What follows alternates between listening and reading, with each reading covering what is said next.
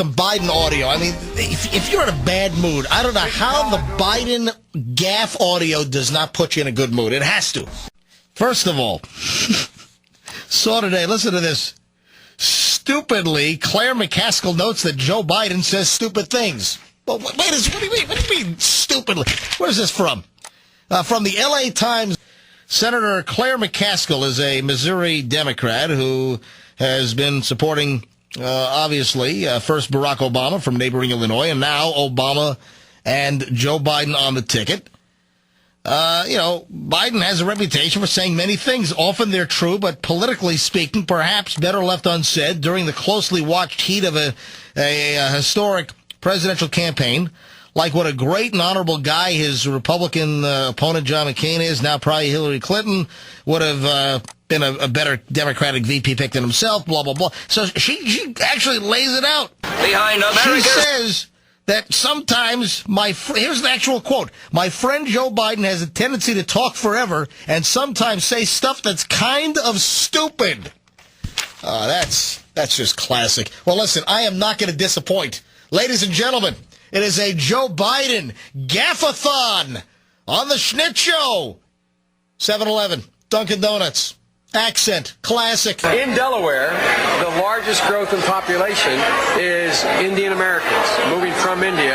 You cannot go to a 7-Eleven or a Dunkin' Donuts unless you have a slight Indian accent. I'm not joking. That's coming in at number 10 on the countdown. You know, we ought to do an actual countdown, like, American Top 40 or something.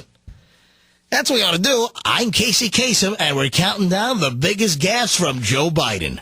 Hi, everybody, and now we're up to number 5. I mean, the 7-Eleven thing is classic. If you go into a Dunkin' Donuts or 7-Eleven in Delaware, you got to have a slight Indian accent. Here's Biden bragging about his IQ. What law school did you attend, and where did you place in that class? And the other question is, could you quickly... I think I probably have a much higher IQ than you do. How about the FDR TV appearance? Yeah, right after the stock market crash of 29, right? Part of what a leader does is to instill confidence, is demonstrate that he or she knows what they're talking about and communicates to people. If you listen to me and follow what I'm suggesting, we can fix this. When the stock market crashed, Franklin Roosevelt got on television and didn't just talk about the princes of greed. He said, look, here's what happened. Right there, FDR, right in 29, right on the 29th of October, 1929. Well, while Farnsworth did have a working TV prototype, that's true. It was much later than FDR, 10 years later that FDR, showed up on television. Oh, that's hysterical. And the countdown rolls on. American Top 40. American Top 40. And here we are. It's time for Hillary Clinton. Hillary Clinton is as qualified or more qualified than I am to be Vice President of the United States of America. Let's get that straight. She's a truly close personal friend. She is qualified to be President of the United States of America. She's easily qualified to be Vice President of the United States of America.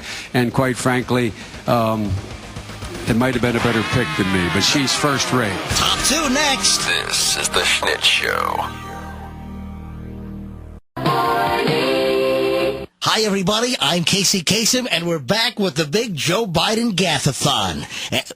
Excuse me, I've made a gaff myself. It's a Gaff-A-Thon. The biggest Joe Biden gaffes of all time, and now we're up to number 2. Real story. I mean, you got the first sort of mainstream African American who was articulate and bright and clean and a nice looking guy. I mean, that's a storybook, man. Yeah. Oh, it's a storybook. Hang on, I gotta do. It's a storybook, I tell you. Hi, everybody. I'm Casey Kasem, and now we're up to the number 1 gaffe of all time from Joe Biden. American Top 40. American Top 40.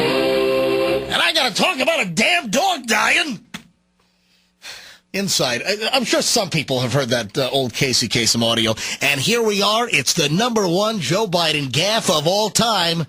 Talking about a politician from Missouri who is a paraplegic and is in a wheelchair and can't walk. And I also am told that Chuck Graham, state senator, is here. Chuck, Stand up, Chuck. Let him see you. Oh, God love you. What am I talking about? I tell you what, you're making everybody else stand up, though, pal. Thank you very, very much. I tell you what, stand up for Chuck. Thank you, pal. Good God, what am I saying? You can tell I'm new. Good to see you, buddy. Oh, man, it just does not get any better. That is incredible.